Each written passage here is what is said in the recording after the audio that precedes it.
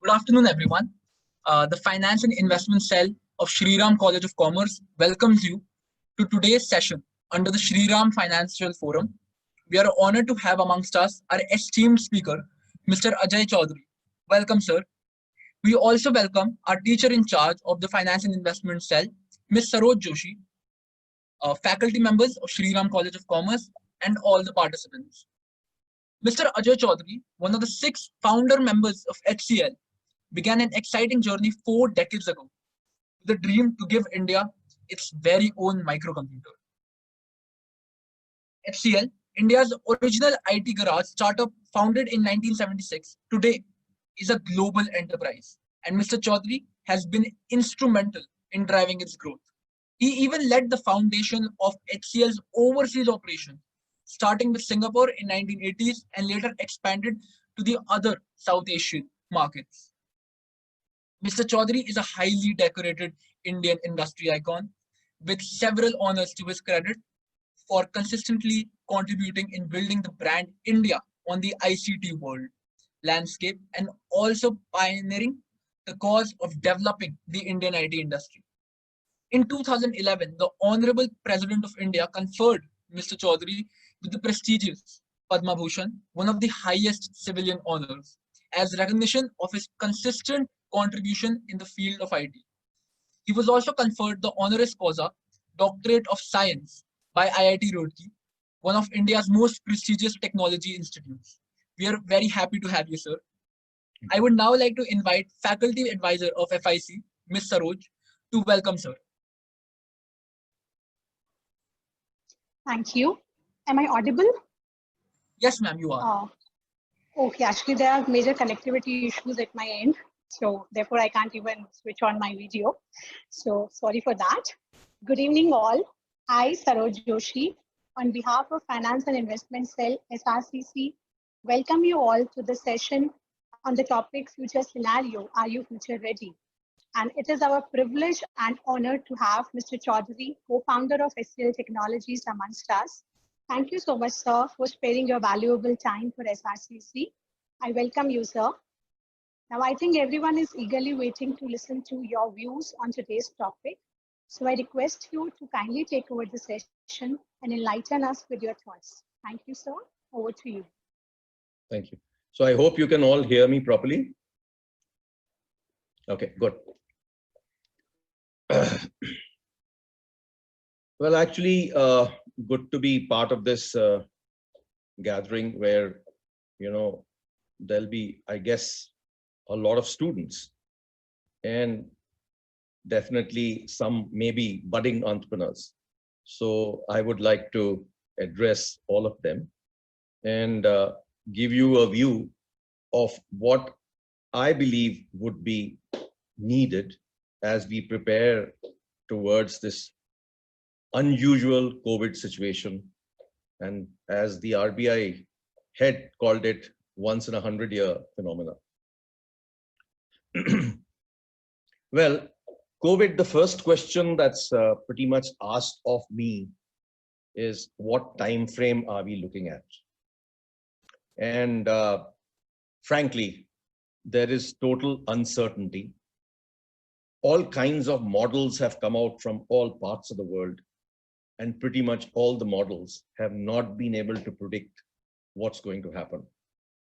Okay, so some predicted crores of people in India to be hit by this time. It hasn't happened. And we really don't know where it's going to go. But if we look at a very short future ahead, and if we look at just Delhi, maybe we are looking at a situation where things could start getting a little better by about September, October. But it's still, as I said, uncertain. However, what I see is that what you'll probably see is a W curve. So you'll see coming down, you'll see going up, coming down, going up. And I think that's the way you will see for the next 1.5 years. And you will see a whole bunch of infected islands. And things can only change once we are actually seeing a vaccine. Now, many countries are working on different kinds of vaccines. India is also working on many projects on vaccines. Some of them say that they're close to having a solution by end of this year. Some maybe early part of next year. But I guess that's what it looks like, that early part of next year is when we will probably have a reasonably well-tested vaccine. Typically, it takes about 10 odd years to create a vaccine. Here, we are trying to do it in 8 to 12 months. I think that's a huge, huge challenge. America has launched a very special program, and it's based on their very famous Manhattan Project. And the objective is to really cut the time for the vaccine. Who will get the vaccine first? No one really knows. But lots of articles have recently been written that America and the Western world is trying to capture the first lot of vaccines that are going to be produced outside of India. And Indian government is trying its best to make sure that there are vaccines available in India which can be manufactured in India, so India can also benefit. And they would obviously be a whole lot cheaper than the vaccines abroad. So that's going to be the situation. And I think by the time pretty much everybody gets vaccinated in India, you're going to see around end of 21 or early 22, or maybe later. And that's where the challenge is as far as COVID is concerned. And as you know, pretty much around 60% of people are asymptomatic. So you really don't know how many people actually have COVID today. And so the fear of infection will be around for quite a while. So masks, gloves, social distancing will be the norm for a pretty long time. Now, so I guess people will still be pretty careful. And if they're not, they're going to catch the infection. And as I saw, one has seen in the last few months, as the economy is opening up, the country is opening up, people are starting to take it easy. I don't think it's a time to take it easy. It's not going to change for quite a while. So if your TV fails at home, will you allow a service engineer to enter your home? Or will you go to a restaurant? Or will you buy the way you used to buy before? Or will you travel in a taxi or an Uber or Ola? So these are all questions that all of us are trying to answer, and everybody is taking risks the way they want to take the risks. It's not such a simple solution. So what do organizations need to do till then? Short term, at least 6 months, you should see a very severe impact. Medium term, 12 months, probably to 18 months to get back to recovery. So we are not going to see any recovery, to my mind, till end of 2021.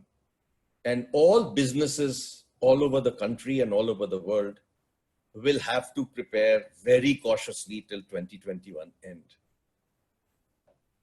Money will dry up. Money is drying up. Money is drying up everywhere.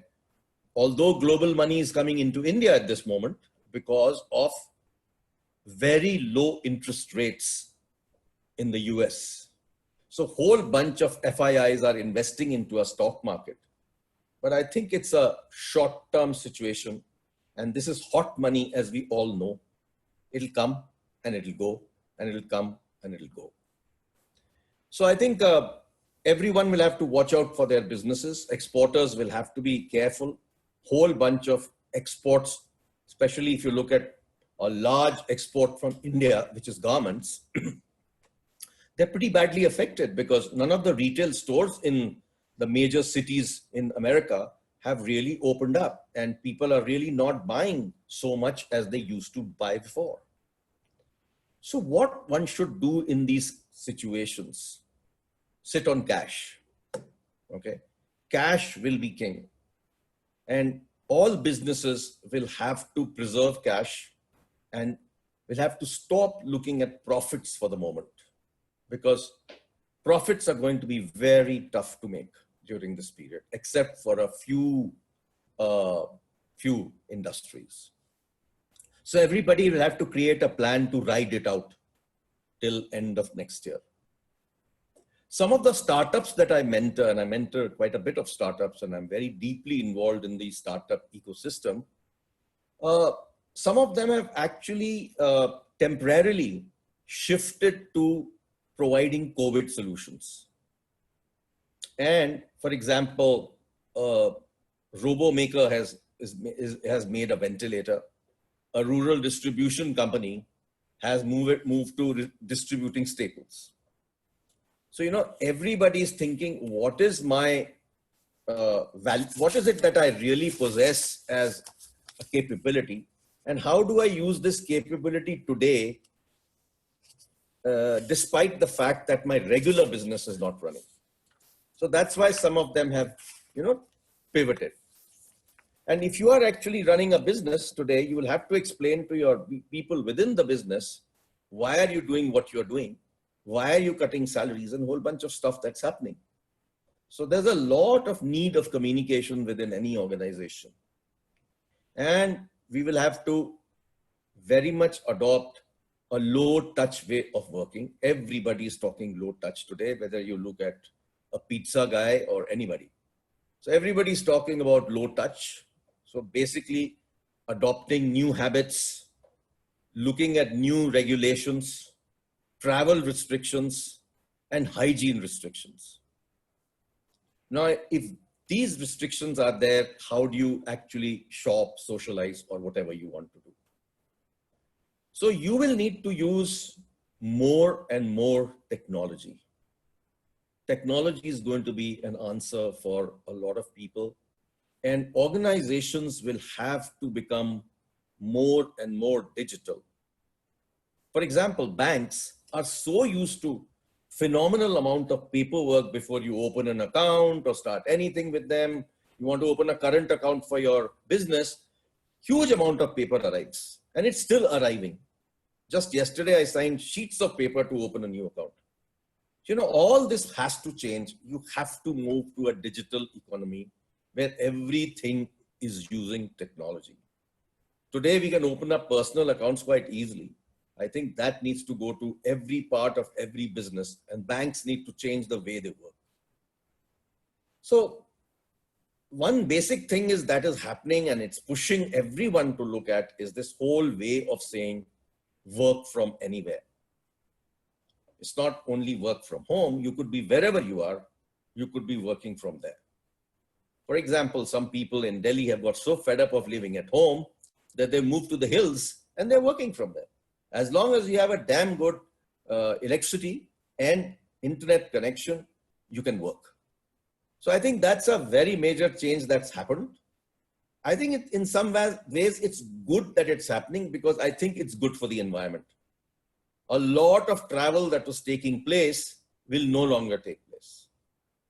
50% of all software companies people, to my mind, will now continue to work from home. That means those 50% of people who are driving in their cars, on scooters and whatever, are no longer needed to go to office. And that will be good for the environment. And it will also be good for the companies, because the efficiency is going to increase. Okay, you'll have to, of course, have new ways of measuring how people work. Rather than, you know, sitting next to them and figuring out, din mein kitna kaam kiya. वो सब पुरानी बातें हो गई. You know, you have to look at it differently. Okay, one major thing that is happening as a result is that there's going to be mass unemployment. And this is not something that we can escape from. There will be definitely mass bankruptcies in India and abroad.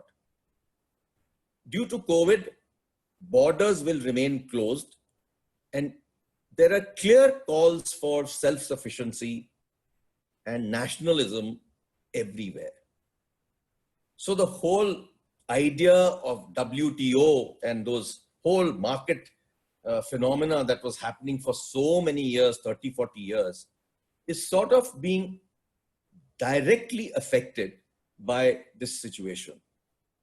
And a lot of these changes are going to mean that a lot of countries will start to look inwards rather than outwards. Okay, so it's a huge change because that's not the way economies ran all over the world. It was an open economy, one world, one economy type situation, which is completely changing. And tomorrow, if you want to travel to any country, you will be asked to have an immune certification or proof of vaccination. So major supply chain disruptions have occurred and they'll continue to happen. So I think people will have to relook at the way they make products, the way they design products, the way they supply services. All that needs to change because even packaging needs to change for people who create products. Because if you want to send products with no touch, how do you do that? Okay. And I don't see any of us being able to travel abroad for pretty much 1 to 2 years. And most of the situation is going to be domestic tourism. So it's going to hit students who actually want to go abroad for studies. And that's going to be a tall task because you can look at what's happening in the US today. They are actually threatening to send students back to India and to other countries because they believe that if it's only online teaching, why can't it be done from the country where they come from? Now, in the meantime, unfortunately, the students have signed up to pay phenomenal amount of money for teaching in those countries. They don't want to come away. They want that beautiful environment of learning where they are. But it's going to be a huge problem everywhere. And it'll impact universities all over the world. Universities are going to seriously lose money. Okay. The UK universities are talking about billions and billions of pounds being lost with this kind of situation. So what's going to happen to organizations in India also is that everybody, since a lot of people will work from home, why do they need that fancy big office anymore? They don't need it anymore. So the office space will be reduced and there'll be a whole bunch of legal battles that you will see, and force majeure will kick in everywhere. People will leave their places where they've rented and they will say, I don't need it anymore. So people who are working in industries that are in severe downturn will need to move to another domain and they will need to reskill themselves. And reskilling and training is already seeing a big spike. And online reskilling is something that is happening in a big way. Big edtech companies are coming around and giving solutions. Global organizations are giving reskilling trainings. All this is going to happen in a very, very big way. If you look at a restaurant has to rethink its model. Can they use people anymore in the restaurant? Or they need to use robots to deliver food? It's going to be a no-touch restaurant. Okay, many such experiments are there all over the world. And such experiments will come into mainstream now. And that's exactly the way I see. And the tourism travel industry all over the world will be very badly hit. I mean, who's going to go on a cruise anymore where there are 5,000 people on a boat?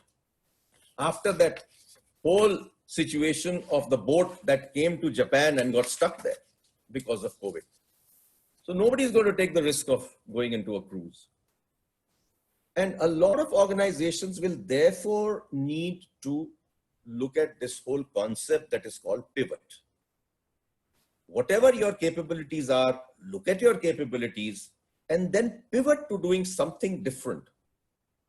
And a lot of people will then need to look at what are called adjacencies in business. So whatever business you were in, you need to look at adjacencies which are more familiar to you and get into those adjacencies so that you can be a viable business with the knowledge that you have. there will be a major change in the jobs environment. And first of all, jobs will be more scarce. Okay. Number two, if you have a job, you better hold on to it. Okay. Despite a salary cut, please just hold on to it. As jobs in your domain are unlikely to come up. And unless you're in areas like health, wellness, online education, e-commerce, etc., these jobs will be very tough for you to maintain. And you will find more experienced people vying for the job that you are doing today at the same salary or less salary because they are not getting a job. So just imagine the kind of competition there will be for each job. Okay. Now, a lot of full-time jobs will reduce and organizations will move to freelancers and contract workers, which I call the gig economy. The gig economy is really going to happen now. So you may need to think about doing something like this, that, okay, you decide to work 15 days a month. Okay. You'll do something like in the morning, you go to a particular organization, work from 8 to 1 o'clock, and then go to another organization and work from 2 to 7. And you are a specialist. If you become a specialist or a micro specialist in some area, you could easily do that. And therefore you won't have to go and look for a job. So you look at what happened to programmers in IT industry 8-10 years ago. There were so many programmers all over the country, so many programmers all over the world. You really didn't need any more programmers. So, and everything started to get automated. No, today programming is getting automated. And what started to happen was that people started to take these programmers on a contract basis. And a lot of online sites came up where you could go and log on and work for anywhere in the world. And that's really what the gig economy is all about. Okay, so complete change in the way you actually see things today. You know, this whole idea of working for life that used to be there in Japan is dead. Even in Japan, it's dead. So it's this whole change that's taken place, and COVID is actually driving this change faster and faster.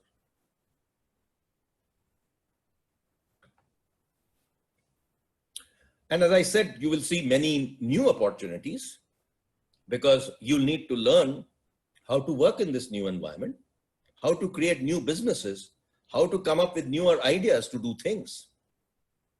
So for example, from the time COVID has hit India, telemedicine has completely zoomed up, not just in India, but all over the world. Because the number of doctors to people ratio is so poor, then there's no chance of doing, physical calls today. Even regular GPs who are actually treating you are doing it pretty much on a phone or a WhatsApp video call. So it's all changing, and that's the way things will be. And all monies will be transferred online. I had this doctor who never used to have any online model of payment earlier. Now he's happily using an online model of payment, and he's delivering his services through a video call.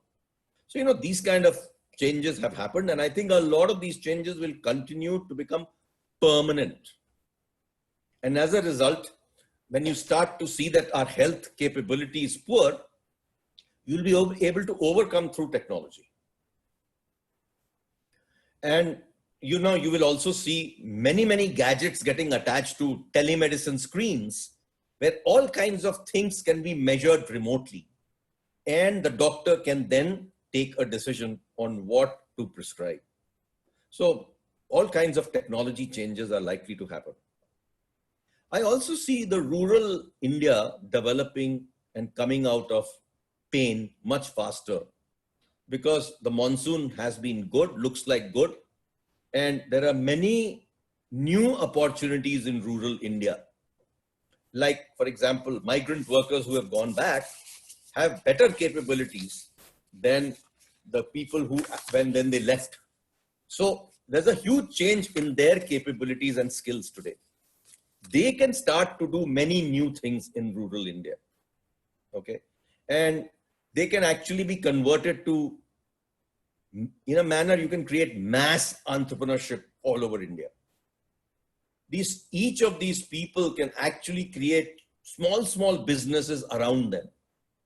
So somebody can be taught to be something like a digital home technician in a village where he or she can actually repair anything electronic in the house. Okay, so these are the kind of things that will happen. Solar is taking off all over rural India and all over the country. You will need a whole bunch of new solar technicians. You will need people who provide clean water. So you will see businesses around water ATMs happening in villages. So there are these large amount of opportunities that are going to come up in rural India, because now one major change that's taking place is that organizations like Jio have created availability of internet at any place in the country, pretty much. And a lot of internet is going to happen in villages because the government has connected a large amount of panchayats all over the country with broadband. You know, earlier they used to say that you need roads for development. Okay, I think today you need broadband for development. All right, so it's a very different world that you need to think of. I talked about it in my World Economic Forum lecture in Africa 8-10 years ago. And I said, Africa, don't worry about roads, worry about broadband. So I think that's the requirement that is likely to come up. A lot of manufacturing will move from China to India. But will they move in a very big way? No. The reason for it is that a small, nimble country like Vietnam is capturing a lot of movement from China to Vietnam. And we are being a bit slow. So although we have a huge domestic market and all of this manufacturing should naturally move from there to here, but we aren't fast enough or nimble enough to actually do this well. So I think that's really where it is. So what I would like to suggest to all the students today is that you are going to have a pretty tough time next 1 or 2 years. It's not going to be easy. Lots and lots of time you will be taught online. You will miss that opportunity of, peer learning, which is very, very good for students, learning from each other. That's going to be missing for a while. So don't allow that to be missed. Make sure that you make it up by technology. And I think huge amount of this reskilling that needs to be done in a very, very different way than what we used to think before. So what are the new skills that are going to be required from you as you start to look at jobs that are likely to come up? What are these new capabilities that you need? Some of these capabilities I call as critical, digital, and cognitive capabilities. Thinking and using it digitally. Very, very important. So don't be in the old mode anymore. And you will need a lot of social and emotional skills. Why would you need social and emotional skills? Because a human being is a social animal. And if you cannot have emotional skills, you are likely not to be able to convince people. So there's this huge pharmaceutical company which has 50,000 salespeople all over the world. Now, salespeople are so used to going to doctors to sell. Now they can't go to doctors for selling. So what do? Because if they go to doctors for selling, they're so scared they'll catch COVID. So there are these 50,000 people in this organization, and they are now being taught new skills, how to sell on the phone, how to sell on videos. And it's a completely changed environment. But there's something very interesting what's happening. If in the physical world, they could meet 2 doctors a day or 3 doctors a day, in the digital world, they can probably meet 6 doctors a day. So I guess it's going to be better. So those are the kind of changes I think are happening. And those are the changes that will stay and will become the norm. Okay, and that will be good for the environment, because all these salespeople who are traveling all over the place don't need to travel. Okay, so I think that's one thing that is likely to happen. The other thing that I would like to suggest, especially to the finance students, commerce students who want to be in financial jobs going forward, is that you must know a whole bunch of IT. IT is not another area. It should be thought of as an area, a part of commerce, part of finance, because there is no finance without technology anymore. Is HDFC a bank or a technology company? I don't know. I think it's a technology company rather than a bank. So I think this kind of change that's happened already, you need to now, you have the time now to reskill yourself, learn technology, and I would strongly recommend learn one computer language. Okay, because that will be of great value to you. And the ones that are exceedingly popular today are much easier to learn than the old languages like C, C++, etc., etc. You could learn languages like Python or Java, JavaScript. Learn one of these languages. It would be of great value. I actually tell all school students to learn one language, because that is what is going to be tomorrow's requirement, right? And learn a lot about artificial intelligence and data analytics.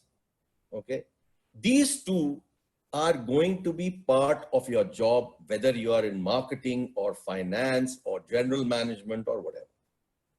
If you know these things, you will be able to better manage people who work for you, because you will know a little about, or maybe more about something than zero. And if you are actually managing people who know this whole lot better than you, then you'll be in trouble, because you won't understand what the person is talking about. So I think this is a great time for learning all of this. What's going to happen to institutions like colleges and universities all over the world? They need to relook at their model. Okay. Earlier, the model was face-to-face teaching. Now, the model is online. And I think the model could very soon lead to what is called hybrid teaching. Hybrid teaching could be that you teach online 4 to 5 days, you learn online 4 to 5 days, and over the weekend, you go for a physical class. And you could split the class into 2 parts. Half the class goes on one Saturday, half the class goes on one Friday. So that way, the whole concept of teaching also needs to be relooked. Universities in America have been experimenting with the hybrid model of teaching for the last 10 years. And interestingly, those are the ones that are going to really do well today, because they have already got everything going online. Major vocational universities in the United States are hybrid teaching. Okay, so that's the change that is likely to happen in teaching. So I think a lot of institutes will need to learn to do things differently. And some people from institutes should definitely move to be entrepreneurs, because it's entrepreneurs who create jobs.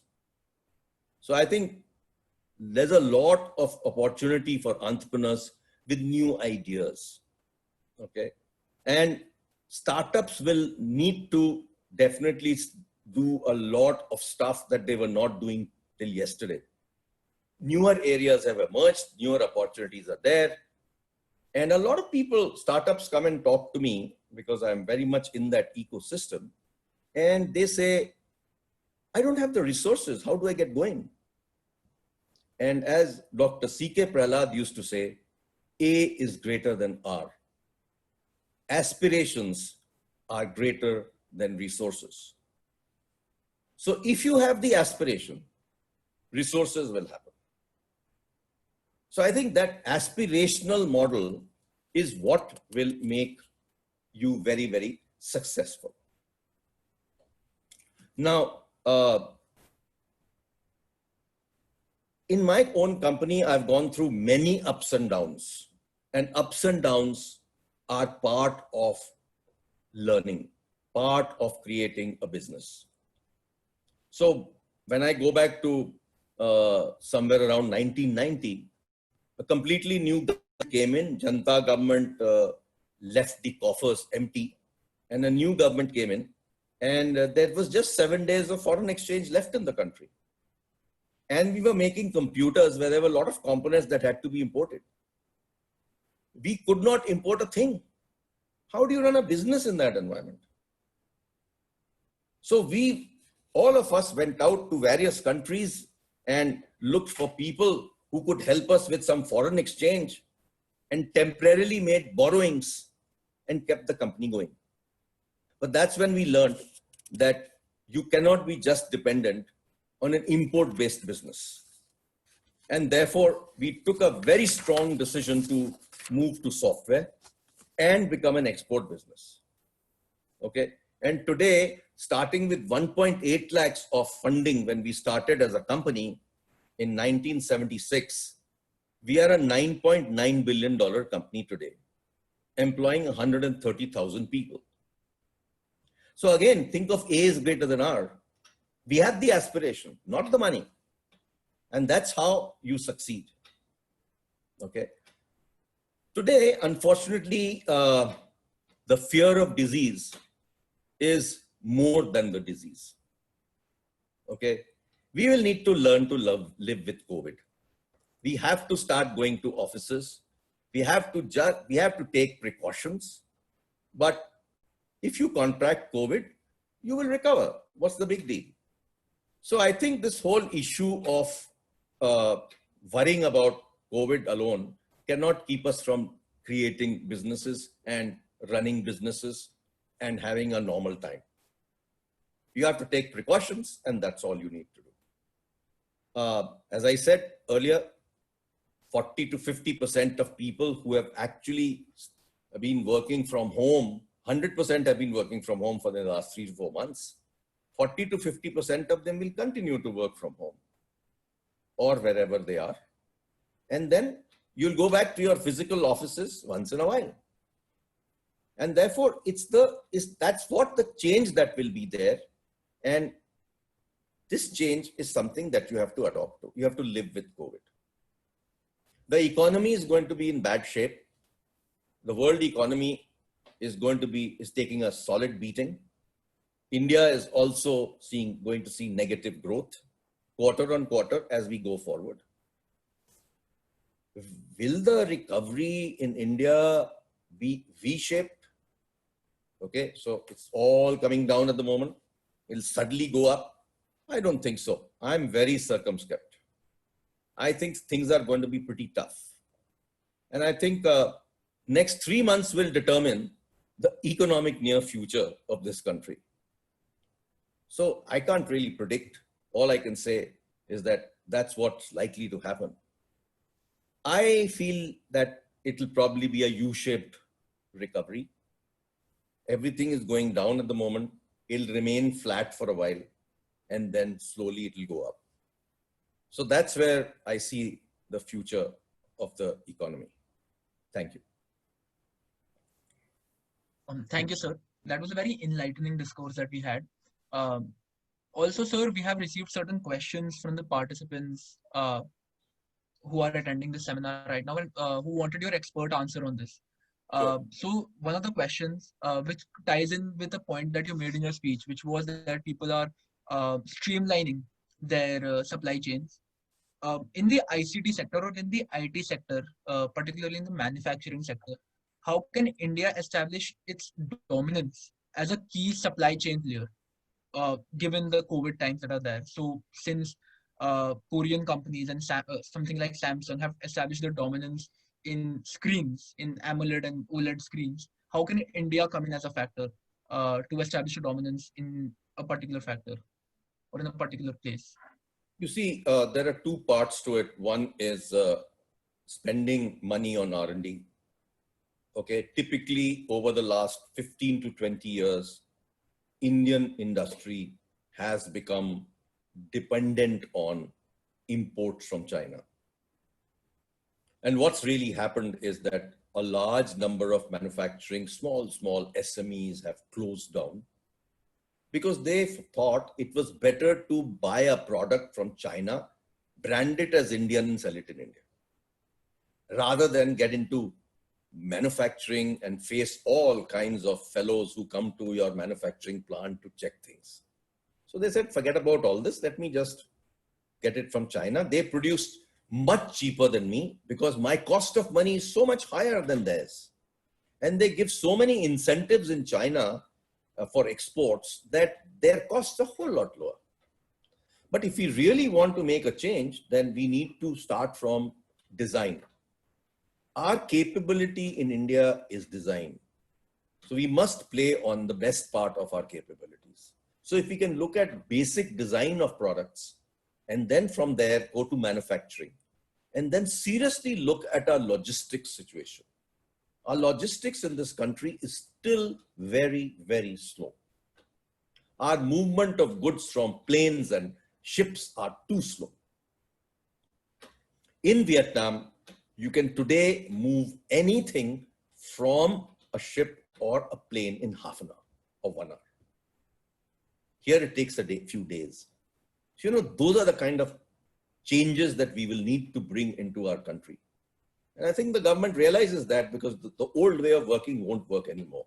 If we really want to replace China in a whole bunch of areas, it's not going to happen overnight. It'll take us 5 to 10 years to get somewhere. But we must invest in R&D. We must invest in creating technologies here. So, thank you, sir. The second question, again, where you said that the spirit of entrepreneurship should be pushed and harnessed, specifically in the times of COVID. The next question ties in as to how specifically can government and various other organizations in India provide support to the digital startup ecosystem, the entire cycle, the Series A, Series B funding. How can that entire cycle be supported in COVID for a more sustainable future? You see, funding is only one part of the job. The main thing is putting together a great team and putting together a great idea. If you have a great idea or a team, money is available. Number one. Number two, there are many, many incubators in the country. More than 500 to 1,000 incubators are around. You can easily go to one of those incubators and get yourself incubated there if they like your idea. And if you get incubated there, you'll get all the facilities of the incubator. And also the seed funding that they typically give. Government has schemes of giving 10 lakhs, 15 lakhs, 20 lakhs, 30 lakhs to startups to start their business. Many states have these schemes also. Even states like Bihar and UP have schemes like this, where they give away grants to students to actually start their businesses. I'm part of the Bihar startup organization where I help them and advise them. And I see a lot of them getting funds. So money is not the issue. I think what needs to be done is people should start to learn and get educated in entrepreneurship. A lot of people used to say that entrepreneurship is something that, it's inborn. It isn't inborn. It's just like being taught psychology or being taught commerce or being taught maths. You learn entrepreneurship in a school or a university. So I think that is the change that needs to be there. Government is very particular. I've seen some extremely good examples of what's happened in the last 3 to 4 months. And government, academia, research, and startups came together, and they created products in 3 to 4 months in the last that I have seen. I have a startup who used to be into robos, and they pivoted to be creating a ventilator. They have now created a world-class ventilator in 4 months. Normally, these things take years. So what happened was that we put together a super accelerator team of 20 global thinkers. And these thinkers used to meet every day for 2 hours. And we all put together this product. So this has happened. Recently, the government had asked various students from all over the country to, submit COVID projects. 850 projects were submitted to technology department of the government. Okay. They selected 59 of them. All those 59 are going to get funding anywhere between 50 lakhs to 1 crore. And I'm going to be actually on that committee to mentor 10 top startups from that 59. So lots is happening. That's actually great, knowing how the young entrepreneurs are being brought up in a system where entrepreneurship is being harnessed and being promoted. Another question, you mentioned, sir, that the entire work from anywhere system is coming up in India. My question ties into the manufacturing sector, because the work from anywhere rather system works in the tertiary sector well.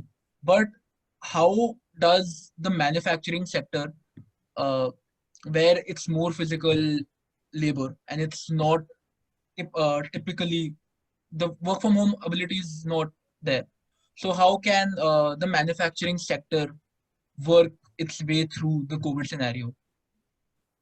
You see, world over, manufacturing is changing. Earlier, people went from US, manufacturing moved in a particular wave. So in the initial stages, manufacturing moved from the US to Europe, to Japan, to Korea, and then finally to China. That it found its place in China because that was the cheapest in the world in terms of manufacturing and volume manufacturing, because labor was cheap. But is manufacturing for tomorrow going to be labor intensive? Answer is no. Today, US is moving a lot of manufacturing back to the US. How are they doing it? They're using what is called Industry 4.0, where automation is the heart of manufacturing. You don't need so many people to manufacture. It can be done through technology, which is why I was saying everybody needs to know IT. And 70% of Industry 4.0 is AI, machine learning, digital, all of that, data analytics, etc., etc. So there is, for example, a Philips factory. Okay, this Philips factory is called a dark factory. Why is it called a dark factory? Because it's totally dark. There are no lights in that factory. Because there are no people working there. It's totally automated. It's run remotely. So these are the kind of changes that are likely to happen. So the old way of working, that you need huge bunch of people for manufacturing is going to change. The change in India may not occur overnight, but it will happen pretty soon. As a matter of fact, I am chairman of one of the institutes where we are now created a Industry 4.0 program so that we can have BTechs who come out with advanced manufacturing technologies. Because we know that tomorrow that's what will be needed.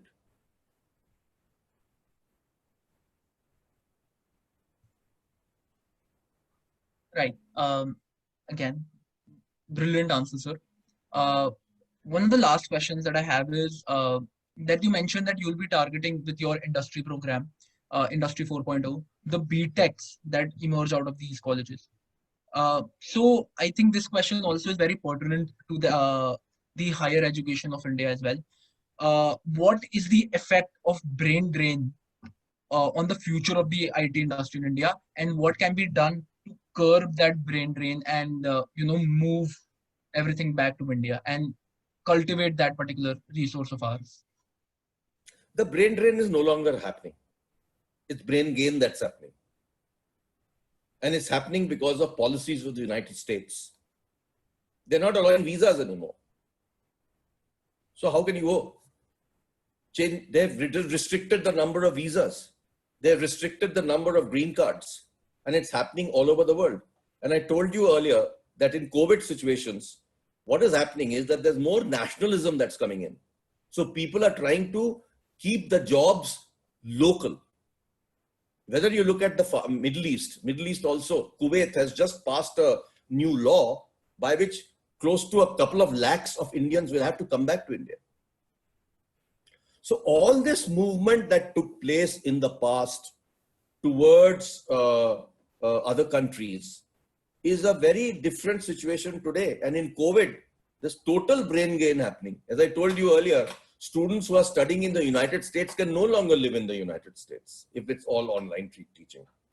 So all of that is changing. And the IT industry many years ago started to work on a hybrid model, which was all called offshore. So a lot of work that they do is done in India using technology to move the solution through internet. Today, for example, my company HCL manages infrastructures of large corporations all over the world sitting in India. Whether they have servers, PCs, networks, whatever they have, we manage it all from India. We don't have to be in the US. So all that has changed. The brain drain part is in a manner going away, but we can't just make it zero in any manner, and we shouldn't. I think we should be open about it and let the students decide where they want to be. We are a free country, we are a democracy, we should allow people to go where they want to be. If they find the environment to be terrific in Canada instead of the United States, they'll all go to Canada. And that's really what's happening in the last 6 to 12 months. Everyone is thinking of Canada visa and Canada movement and Canada migrating to Canada and a whole bunch of that stuff. But everything has a limit. Finally, it'll all stop. We are 1.3 billion people going to 1.6 pretty soon. And so it's not that, we'll have too much of a problem in this area. I think there are enough great Indians who are working in India.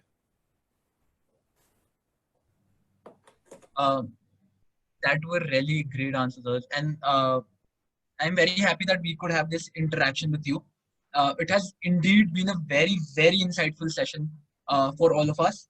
And we are very grateful for you to be sparing time with us to guide us and give us those pointers about entrepreneurship and about the future of India and all the opportunities even that are there for budding entrepreneurs and even finance students like us. I would now like to invite our faculty in charge, Ms. Saroj, to conclude this session. Okay. Thank you. Thank you so much, sir, for such a wonderful and knowledgeable session. It was a pleasure listening to you. And I think, as you rightly said, that COVID has impacted all spheres of life, be it personal, be it professional. And what we need is to find the opportunities and for reskilling and rethinking in the new environment. And I think the line that I would pick up is that we all have to learn how to live with COVID and reskill ourselves. Thank you so much for such a wonderful session, sir. I would also like to thank my FIC team for organizing the session. Thank you, all the participants, for attending the session. I hope it has benefited you all. Thank you all. Goodbye. Have a good day. Thank you. Thank you so much.